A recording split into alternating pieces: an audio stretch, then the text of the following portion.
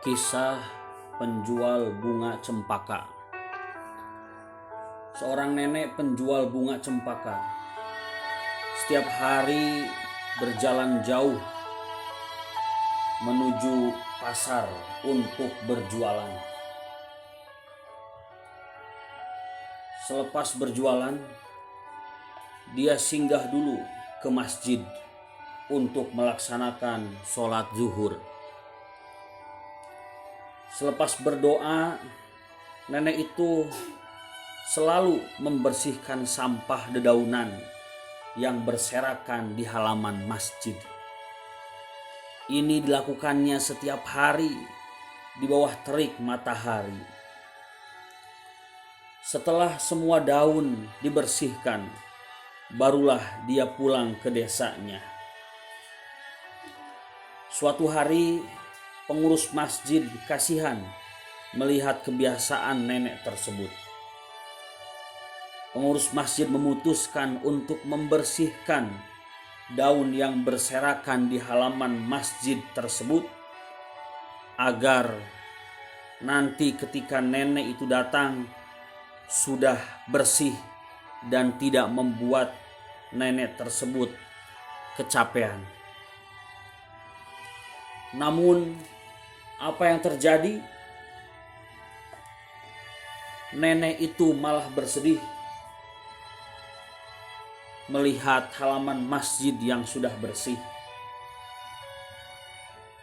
Akhirnya nenek tersebut menangis dan memohon kepada pengurus masjid supaya tidak usah membersihkan halaman masjid agar dirinya mempunyai kesempatan untuk membersihkan dedaunan yang ada di halaman masjid tersebut.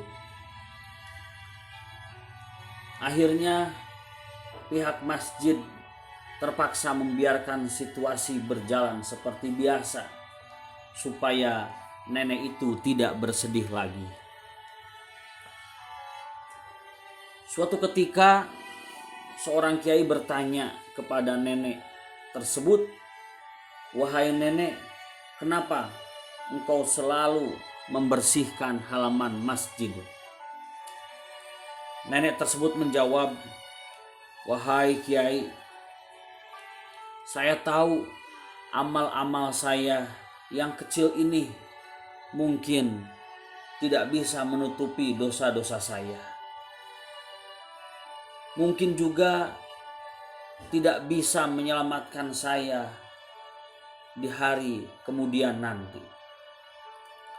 Saya tidak mungkin selamat pada hari kiamat tanpa syafaat Rasulullah Shallallahu Alaihi Wasallam.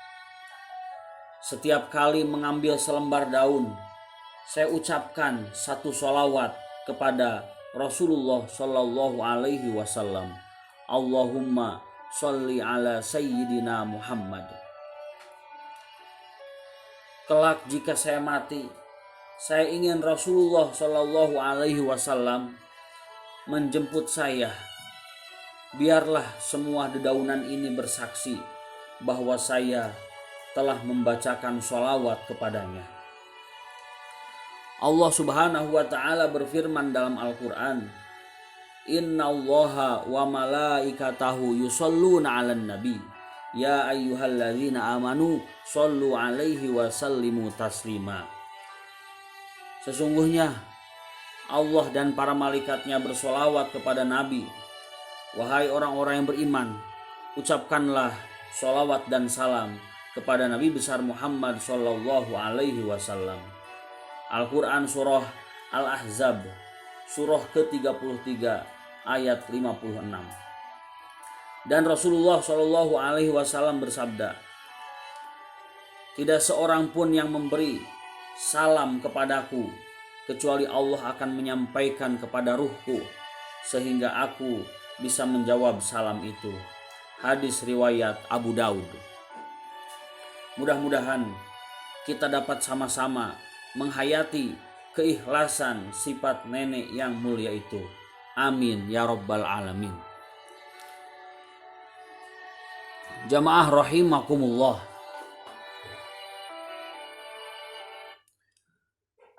Hikmah yang bisa kita ambil dari cerita tersebut, yang pertama adalah hendaklah kita mempunyai amal yang istiqomah.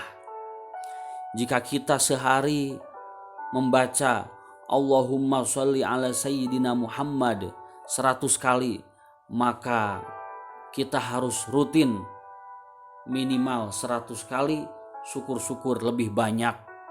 Rutin setiap hari dengan harapan kita mendapatkan syafaat dari Rasulullah Shallallahu Alaihi Wasallam, dan juga kita mendapatkan ciri khas dalam catatan amal kita bahwa kita ahli sholawat.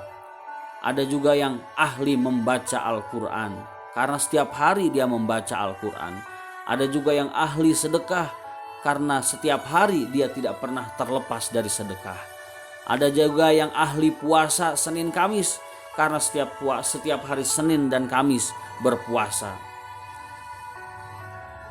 Oleh karena itu, pelajaran yang bisa kita ambil yang pertama adalah kita harus mempunyai amalan andalan yang kita andalkan setiap hari, kita rutin mengamalkannya. Yang kedua, pelajaran yang bisa kita ambil adalah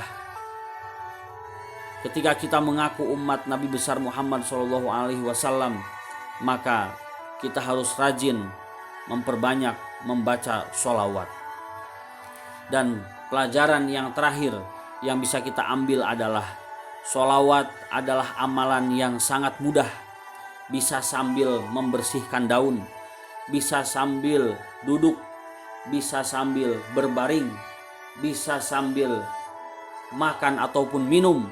Kita sempatkan membaca Allahumma sholli wa sallim ala sayyidina Muhammad. Jika sholat, maka kita wajib berwudu terlebih dahulu. Tapi sholawat punya wudu sah, tidak punya wudu pun sah, diterima oleh Allah Subhanahu wa ta'ala. Jika puasa ada rukunnya, maka sholawat ini tidak ada rukunnya. Kita cukup menjadi orang Islam dan rajin mengucapkan Allahumma sholli wa sallim ala sayyidina Muhammad. Jika ibadah-ibadah yang lain, ya, seperti zakat ataupun seperti puasa, maka di situ ada syarat dan rukunnya.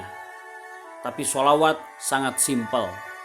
Kita rajin membaca Allahumma sholli wa sallim ala sayyidina Muhammad.